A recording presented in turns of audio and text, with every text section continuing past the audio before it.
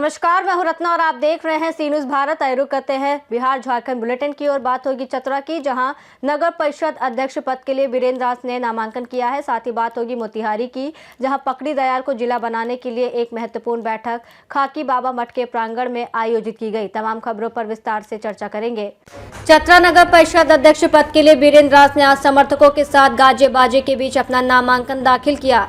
निर्वाची पदाधिकारी अरविंद कुमार के समक्ष विधिवत नामांकन पत्र प्रस्तुत करने के बाद उन्होंने मीडिया से कहा कि यदि जनता ने उन्हें सेवा का अवसर दिया तो होर्डिंग टैक्स, पेयजल व्यवस्था, बस स्टैंड में शौचालय और नशा मुक्ति जैसे मुद्दों पर काम करेंगे।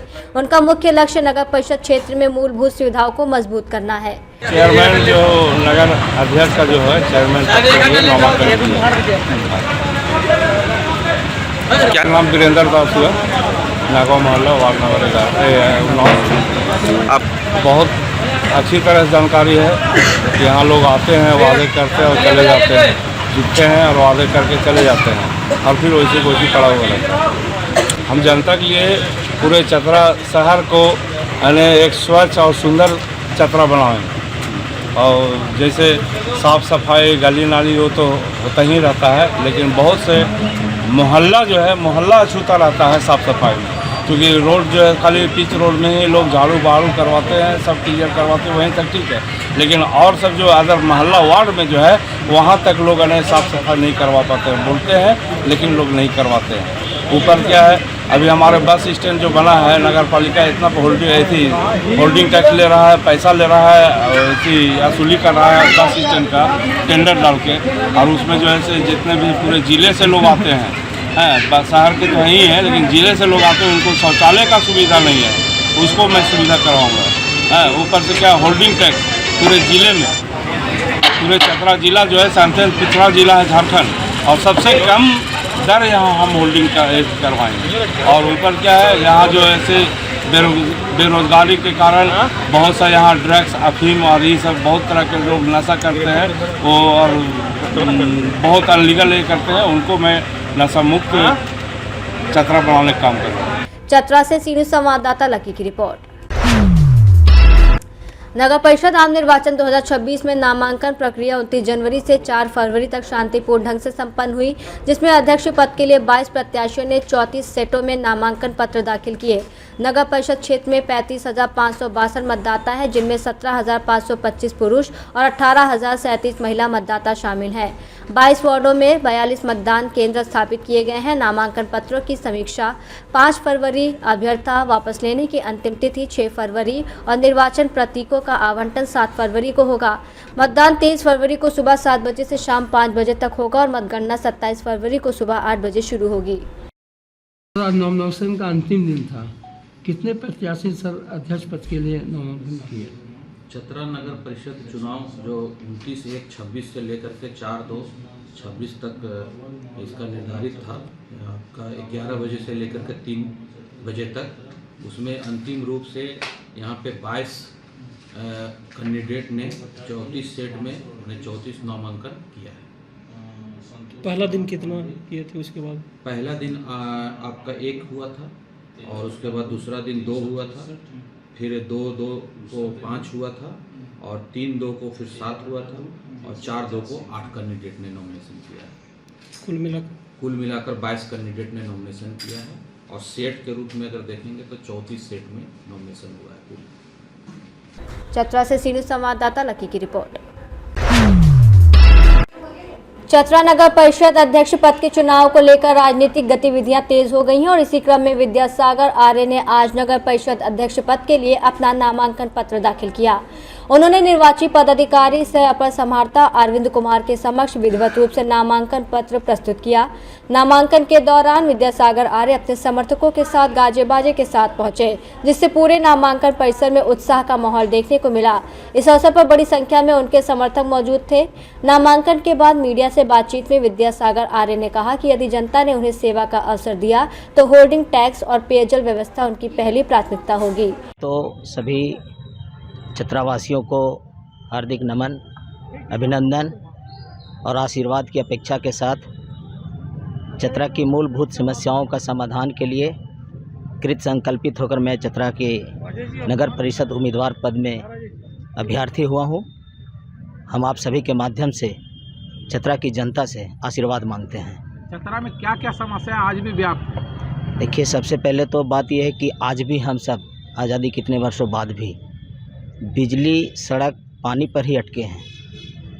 ये तो आवश्यक है ही है, लेकिन हमें आज के युग में इससे आगे भी सोचना है। किसको दोषी मानते हैं इन समस्याओं को? अगर निदान दोषी नहीं हुआ? किसी को नहीं, प्रायः सबकी सरकार आते जाते रही है। निश्चित तौर पर जो स्थानीय जनप्रतिनिधि जो इसके चलाने वाले शासक रहे, उनमें प्रयास रहा है, लेकिन और अधिक प्रयास करने की आवश्यकता रही है। मेरा प्रयास होगा कि तय समय पर सारी समस्याओं का समाधान हो और जनता को समय पर सारी सुविधाओं का लाभ मिले। इस बार उम्मीदवारों की भारी भीड़ और सभी लोग एक ही राग अलाप रहे हैं कि विकास करेंगे, विकास करेंगे। आप अगर जीतते हैं, इसके पहले मैं चतरा में कई सामाजिक कार्यों का निर्वहन किया हूँ। वहाँ देखने का चीज़ है कि मेरे द्वारा किए गए जो कार्य है उसकी क्या झलक है। इस झलक से आप अनुमान लगा सकते हैं कि आने वाले दिन में भी समाज के लोग जो मुझे जिम्मेवारी देंगे उसे निष्ठापूर्वक, बिना द्वेष के, बिना भेदभाव के और निर्भयतापूर्वक उसका अनुपालन करूंगा और समय पर इसका अनुपालन करके जनता को लाभ दिलाने का प्रयास करूंगा। हैं चतरा से सबसे पहला काम तो देखिए, अभी भी देखिएगा, जो 3 साल से पिछले नगर निकाय का चुनाव नहीं हुआ था, जो झारखंड की सरकार बैकडोर से सत्ता चला रही थी, भारतीय जनता पार्टी के कार्यकर्ताओं के दबाव में सरकार ने चुनाव कराने का मन बनाया और हम सभी के प्रयास से आज चुनाव होने की स्थिति में है। आप देख रहे होंगे 3 साल से झारखंड सरकार लगातार बैकडोर से शासन कर रही थी, लेकिन पूरे झारखंड के सभी नगर निकाय, नगर परिषद, नगर पंचायतों में गंदगी का अंबार है, बिजली की कुव्यवस्था हो चुकी है। तो मैं सबसे पहले चतरा को जगमग करने का प्रयास करूंगा, स्वच्छ करने का प्रयास करूंगा और चतरा के जो मेन रोड की स्थिति है, नाली और गली की, नली की, उसको, रोड और नली की, उसको। चतरा से सीनियर संवाददाता लकी की रिपोर्ट। पकड़ी दयाल को जिला बनाने के लिए खाकी बाबा मठ प्रांगण में आयोजित बैठक में सर्वसम्मति से पकड़ी दयाल जिला निर्माण संघर्ष समिति का गठन किया गया। मनीष कुमार सिंह को अध्यक्ष, चंदन कुमार केशरी, किरण कुमार और अभिषेक प्रकाश को उपाध्यक्ष, यशवंत कुमार, प्रमोद कुमार कुशवाहा, संतोष कुमार सिंह और विजय तिवारी को सचिव नियुक्त किया गया। विजय कुमार सिंह, भैरव सिंह, जवाहर प्रसाद और आलोक कुमार सिंह को संरक्षक, चंद्रिका सिंह मीडिया प्रभारी, विजय कुमार सिंह प्रवक्ता और मुंद्रिका सिंह, प्रदीप यादव, राजू मुखिया सोशल मीडिया प्रभारी बनाए गए। नवनिर्वाचित अध्यक्ष मनीष कुमार सिंह ने कहा कि चकिया, पकड़ी दयाल और ढाका अनुमंडलों को मिलाकर नए जिले का गठन आवश्यक है और पकड़ी दयाल को न्याय संगत रूप से जिला मुख्यालय बनाया जाना चाहिए। पकड़ी दयाल खाकी बाबा के मठ परिसर में जो है एक बैठक हुई है, जिसमें पकड़ी दयाल को जिला बनाने की मांग की गई है। इसमें आप समिति के अध्यक्ष बने हैं, क्या कहना चाहेंगे? पकड़ी दयाल जिला निर्माण संघर्ष समिति की प्रथम बैठक हम लोग यहाँ किए हैं। आज इसका हम लोग जो बैठक किए हैं, इसमें बृहत रूप से नहीं कर पाए। आज संगठन का गठन हुआ सिर्फ, और इसका अगली बैठक हम लोग डेट निर्धारित करके इस संगठन का विस्तार करेंगे और इसका रूपरेखा तय होगा कि संघर्ष को किस दिशा में कैसे कैसे बढ़ करके आगे ले जाएं। और सबसे बड़ा चीज़ है कि जब तक इस चीज़ का मांग नहीं उठेगा तो नहीं बनेगा, क्योंकि जिला बिहार में जनसंख्या का बहुत विस्तार हुआ है और जिला बनने की मांग हो रही है। तो पकड़ी दयाल को जिला बनाने के लिए हम लोग संघर्ष समिति का गठन किए हैं और इस पर लगातार संघर्ष करने का हम सभी लोगों ने संकल्प लिया है कि पकड़ी दयाल को जिला निर्माण के लिए की दिशा में हम लोग आगे बढ़े। और इसके लिए जितने भी जनप्रतिनिधि यहाँ पे हैं, स्थानीय विधायक हैं, स्थानीय यहाँ के सांसद है, सभी लोगों के पास हम लोग अपना एक शिष्टमंडल लेकर के जाएं और अपने मांग को रखें और इस दिशा में हम लोग आगे बढ़े और सफलता भी प्राप्त करें।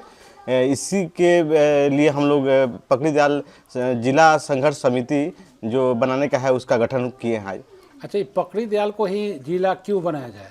पकड़ी दयाल को जिला इसलिए बनाया जाए कि मोतिहारी के बाद ढाका, पकड़ी दयाल, चकिया, ये तीनों मंडल के बाद में पकड़ी दयाल एक सेंटर पे है, बीच केंद्र जो है जिला बनने का। पकड़ी दयाल ही सबसे सूटेबल जगह है। भौगोलिक दृष्टि से भी पकड़ी दयाल सूटेबल है, प्रशासनिक दृष्टि से भी पकड़ी दयाल सूटेबल है। पकड़ी दयाल जिला बनने से ढाका के लोगों को भी फायदा होगा, चकिया के लोगों को भी फायदा होगा। यदि ढाका को जिला बनाया जाता है तो पकड़ी दयाल और चकिया प्रखंड के लोगों को बहुत ज़्यादा दूरी तय करना पड़ेगा, और चकिया को जिला बनाया जाता है तो फिर ढाका, घोड़ासान, बनकटवा जो प्रखंड है वहाँ के लोगों को चकिया जाने में दिक्कत होगी।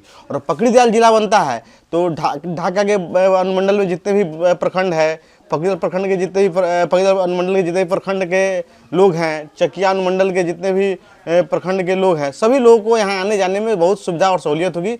इसलिए पकड़ीदल को जिला बनाया जाए। सबसे सही जगह, सूटेबल जगह पकड़ीदल ही है, इसलिए पकड़ीदल को जिला बनाया जाए। पकड़ीदयाल से सी न्यूज़ संवाददाता चंद्रिका सिंह की रिपोर्ट।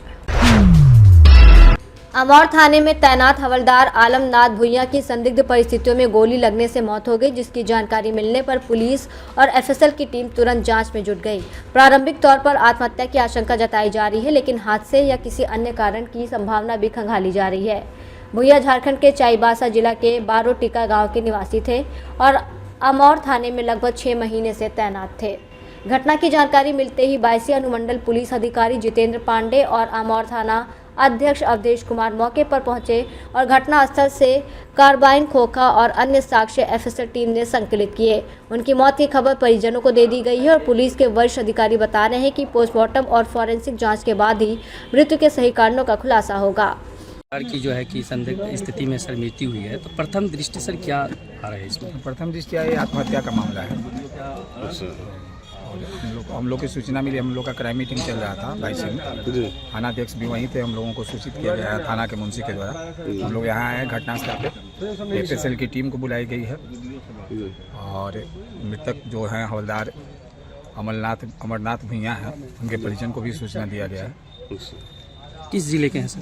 ये चाईबासा के हैं, झारखंड। अच्छा, कितने दिन से सर अमौर थाना में तैनात थी? अमौर थाना जी सर, 6-7 महीने। हाँ। पूर्णिया से सी न्यूज़ संवाददाता शाह अनवर की रिपोर्ट।